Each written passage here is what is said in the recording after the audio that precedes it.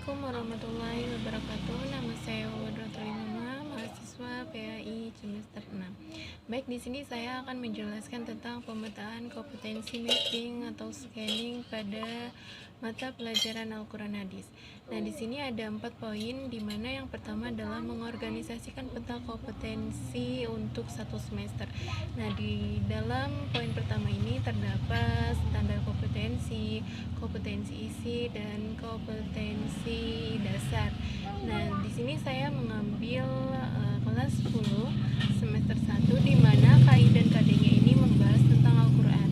Nah, yang poin kedua adalah menghasilkan konteks tema teks unit yang relevan.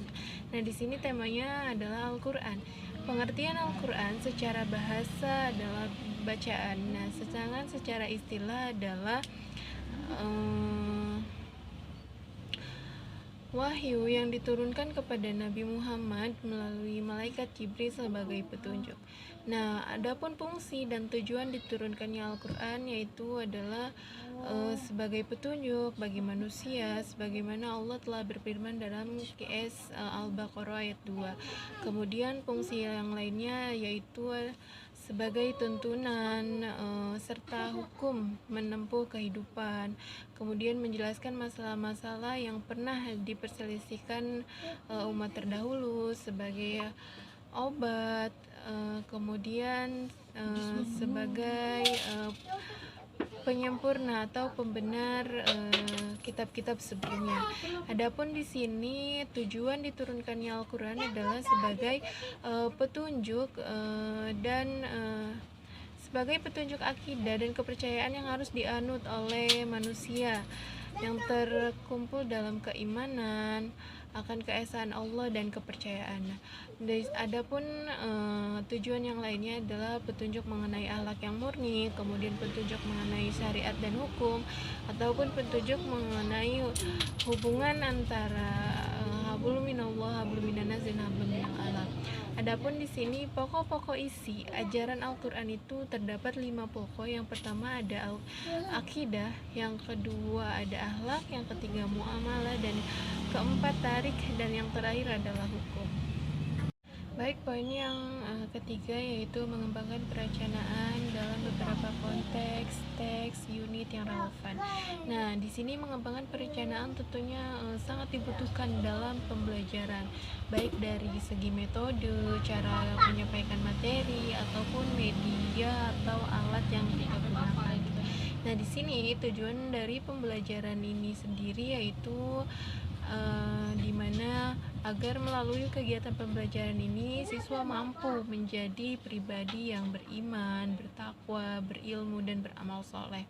Nah, di sini serta peserta didik ini mampu memahami pokok-pokok isi kandungan Al-Quran dan memahami tujuan dan fungsi dari Al-Quran itu sendiri. Nah, di sini cara menyampaikannya bagaimana gitu. Nah, yang pertama, guru itu harus mengucapkan salam, kemudian menyampaikan tujuan pembelajaran. Nah, setelah itu guru memberikan motivasi agar si siswa ini termotivasi, terajak untuk belajar mengenai pentingnya pembelajaran Al-Quran ini.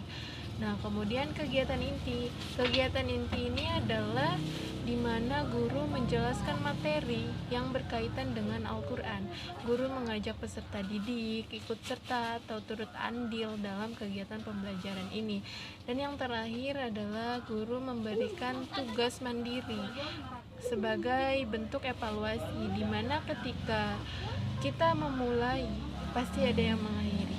Nah, di akhir pertemuan ini ataupun penutup, guru sebaiknya memberikan pertanyaan ataupun tugas sebagai bentuk guru agar bisa mengetahui sejauh mana pemahaman siswa selama di kelas.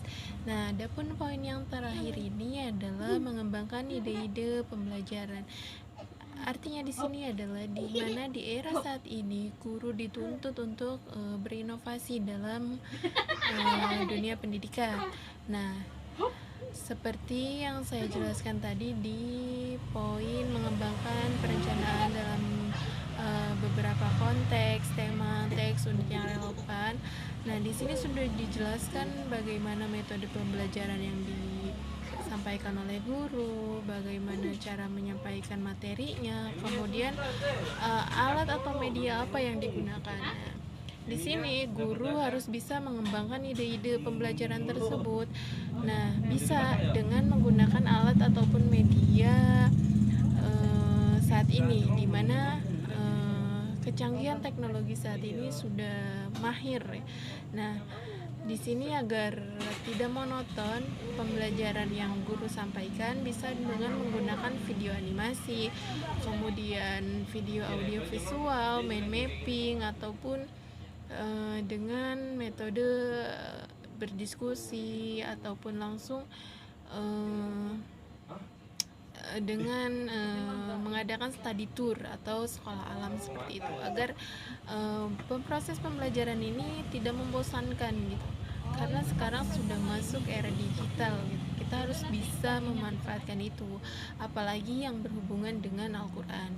Nah, di sini guru harus bisa memanfaatkan semaksimal mungkin fasilitas-fasilitas atau media yang sudah tersedia gitu.